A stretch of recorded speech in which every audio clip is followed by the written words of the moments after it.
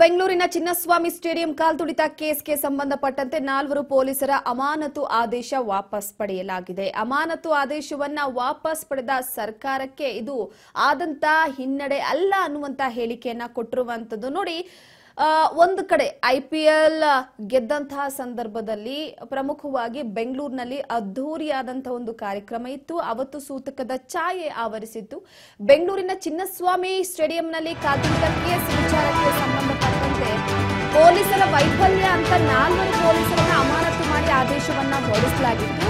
ಅದಾದ ನಂತರವಾಗಿ ಸ್ವಲ್ಪ ದಿನಗಳ ಕಾಲ ಸರ್ಕಾರ ಸುಮ್ಮನಿದ್ದು ಈಗ ಅಮಾನತು ಆದೇಶವನ್ನ ವಾಪಸ್ ಪಡೆದಿದೆ ಸರ್ಕಾರ. ಇದು ಸರ್ಕಾರಕ್ಕೆ ಆದಂತಹ ಹಿನ್ನಡೆಯಲ್ಲ, ಇದು ರಾಜ್ಯ ಸರ್ಕಾರದ ಆಡಳಿತಾತ್ಮಕ ನಿರ್ಧಾರ ಅಷ್ಟೇ ಅಂತ ಬೆಂಗಳೂರಿನಲ್ಲಿ ಗೃಹ ಸಚಿವರಾದಂತಹ ಡಾಕ್ಟರ್ ಜಿ ಪರಮೇಶ್ವರ್ ಅವರು ಹೇಳಿಕೆಯನ್ನ ಕೊಟ್ಟಿರುವಂತದ್ದು. ಪ್ರಮುಖವಾಗಿ ಈಗಾಗಲೇ ಈ 4 ಪೊಲೀಸ್ ಅಧಿಕಾರಿಗಳನ್ನ ಅಮಾನತು ಮಾಡಲಾಗಿತ್ತು. ಅಮಾನತು ಮಾಡಿ ಆದೇಶವನ್ನ ಹೊರಡಿಸಲಾಗಿತ್ತು. ಅದಾದ ನಂತರವಾಗಿ ಎಲ್ಲರೂ ಕೂಡ ಸರ್ಕಾರಕ್ಕೆ ಚೀಮಾರಿಯನ್ನ ಹಾಕಿದ್ರು. ಚೀಮಾರಿ ಯಾಕಪ್ಪ ಹಾಕಿದ್ರು ಅಂದ್ರೆ ದಕ್ಷ ಹಾಗೆ ನಿಷ್ಠಾವಂತ ಅಧಿಕಾರಿಗಳನ್ನ ಅಮಾನತು ಮಾಡುವಂತ ಅವಶ್ಯಕತೆ ಏನಿತ್ತು, ಇಲ್ಲಿ ಸರ್ಕಾರದ್ದೇ ಲೋಪದೋಷವನ್ನ ಇಟ್ಕೊಂಡು ಅದನ್ನ ಅಧಿಕಾರಿಗಳ ಮೇಲೆ ಹಾಕಿದ್ರ ಅನ್ನುವಂತ ವಿಚಾರಕ್ಕೆ ಸಂಬಂಧಪಟ್ಟಂತೆ.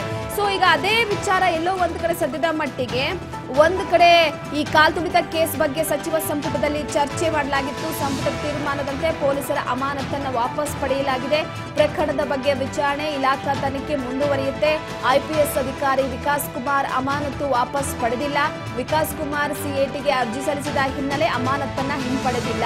ಹಿರಿಯ IPS ಅಧಿಕಾರಿ ದಯಾನಂದ್ ಮತ್ತೆ ಕಮಿಷನರ್ ನೀಡಲ್ಲ. ಸೊ ದಯಾನಂದ್ ಬೇರೆ ಸಮಾನಾಂತರ ಹುದ್ದೆ ಕೊಡ್ತೇವೆ ಅಂತ ಪರಮ ಅವರು ಹೇಳಿಕೆಯನ್ನ ಕೊಟ್ಟಿರುವಂತದ್ದು. ಸದ್ಯಕ್ಕೆ ಈಗ ದಯಾನಂದ್ ಅವರಿಗೆ ಕಮಿಷನರ್ ಆಗಿ ಅವಕಾಶವನ್ನ ಕೊಡಲ್ಲ, ಸಮಾನಾಂತರ ಹುದ್ದೆಯಾಗಿ ಅವರಿಗೆ ಅವಕಾಶವನ್ನ ಕೊಡ್ತೀವಿ ಅನ್ನುವಂತ ಹೇಳಿಕೆಯನ್ನ ನೀಡಿದ್ದಾರೆ.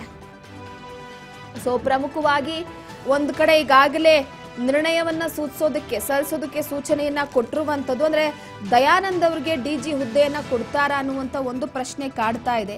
ಅಮಾನತು ರದ್ದು ಹಿಂಪಡೆದ ಹಿನ್ನೆಲೆಯಲ್ಲಿ ADGP ದಯಾನಂದ್ ಅವರಿಗೆ DGP ಹುದ್ದೆಯ ಪದೋನ್ನತಿ ನೀಡುವ ಹಾದಿ ಸುಗಮವಾಗಿದೆ ಅಂತ ಹೇಳಲಾಗ್ತಾ ಇದೆ. DGP ಡಾಕ್ಟರ್ ಅಲೋಕ್ ಕುಮಾರ್ ನಿವೃತ್ತಿಯ ಬಳಿಕ ಇಲಾಖೆಯಲ್ಲಿನ ಒಂದು DGP ಹುದ್ದೆ ಭರ್ತಿ ಆಗಿರಲಿಲ್ಲ. ಹೀಗಾಗಿ ನೋಡಿಕೊಂಡು ಅಂದ್ರೆ CIDಯಲ್ಲಿ DIG ಹುದ್ದೆ ಖಾಲಿಯಾಗಿದೆ. ಈಗ ದಯಾನಂದ್ ಅವರ ಅಮಾನತು ಹಿಂಪಡೆದ ಕಾರಣ ಅವರಿಗೆ ಸರ್ಕಾರ DG ಹುದ್ದೆಗೆ ಮುಂಬಡ್ತಿ ನೀಡಬಹುದು ಅಂತ ಮೂಲಗಳು ತಿಳಿಸಿರುವಂತದ್ದು.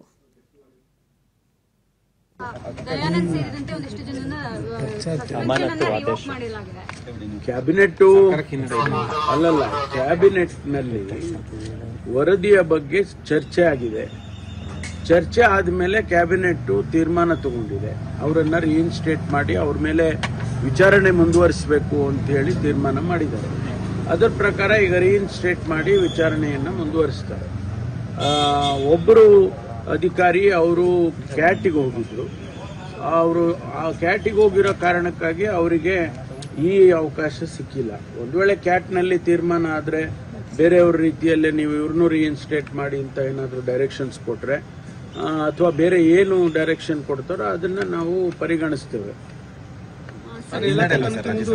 ಏನಿಲ್ಲ, ನಾವೇ ತೀರ್ಮಾನ ಮಾಡಿರೋದಲ್ಲ, ಹಿನ್ನಡೆ ಹೆಂಗಾಗುತ್ತೆ? ಅಲ್ಲಲ್ಲ, ತಪ್ಪಿನ ಪ್ರಶ್ನೆ ಅಲ್ಲ. ಸಸ್ಪೆನ್ಷನ್ ಇಸ್ ಅಡ್ಮಿನಿಸ್ಟ್ರೇಟಿವ್ ಡಿಸಿಷನ್, ಅದನ್ನ ರಿವೋಕ್ ಮಾಡಿದ್ದಾರೆ. ಈಗ ಸಸ್ಪೆನ್ಷನ್ ಪನಿಷ್ಮೆಂಟ್ ಅಂತ ಇರೋದಾ?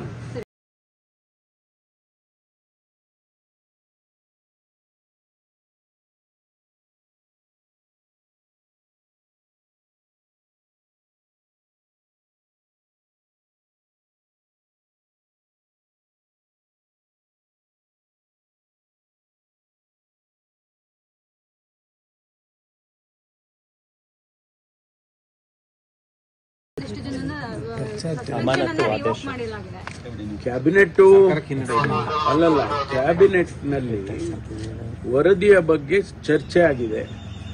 ಚರ್ಚೆ ಆದ್ಮೇಲೆ ಕ್ಯಾಬಿನೆಟ್ ತೀರ್ಮಾನ ತಗೊಂಡಿದೆ. ಅವರನ್ನ ರೀಇನ್ಸ್ಟೇಟ್ ಮಾಡಿ ಅವ್ರ ಮೇಲೆ ವಿಚಾರಣೆ ಮುಂದುವರಿಸಬೇಕು ಅಂತ ಹೇಳಿ ತೀರ್ಮಾನ ಮಾಡಿದ್ದಾರೆ. ಅದರ ಪ್ರಕಾರ ಈಗ ರೀಇನ್ಸ್ಟೇಟ್ ಮಾಡಿ ವಿಚಾರಣೆಯನ್ನ ಮುಂದುವರಿಸ್ತಾರೆ. ಒಬ್ಬರು ಅಧಿಕಾರಿ ಅವರು ಕ್ಯಾಟಿಗೆ ಹೋಗಿದ್ರು. ಅವರು ಆ ಕ್ಯಾಟಿಗೆ ಹೋಗಿರೋ ಕಾರಣಕ್ಕಾಗಿ ಅವರಿಗೆ ಈ ಅವಕಾಶ ಸಿಕ್ಕಿಲ್ಲ. ಒಂದು ವೇಳೆ ಕ್ಯಾಟ್ನಲ್ಲಿ ತೀರ್ಮಾನ ಆದರೆ ಬೇರೆಯವ್ರ ರೀತಿಯಲ್ಲೇ ನೀವು ಇವ್ರನ್ನೂ ರೀಇನ್ಸ್ಟೇಟ್ ಮಾಡಿ ಅಂತ ಏನಾದರೂ ಡೈರೆಕ್ಷನ್ಸ್ ಕೊಟ್ರೆ ಅಥವಾ ಬೇರೆ ಏನು ಡೈರೆಕ್ಷನ್ ಕೊಡ್ತಾರೋ ಅದನ್ನ ನಾವು ಪರಿಗಣಿಸ್ತೇವೆ. ಏನಿಲ್ಲ, ನಾವೇ ತೀರ್ಮಾನ ಮಾಡಿರೋದಲ್ಲ. ಹಿನ್ನಡೆ ಹೆಂಗಾಗುತ್ತೆ? ನಾವು ಅಲ್ಲಲ್ಲ, ತಪ್ಪಿನ ಪ್ರಶ್ನೆ ಅಲ್ಲ, ತಪ್ಪಿನ ಪ್ರಶ್ನೆ ಅಲ್ಲ.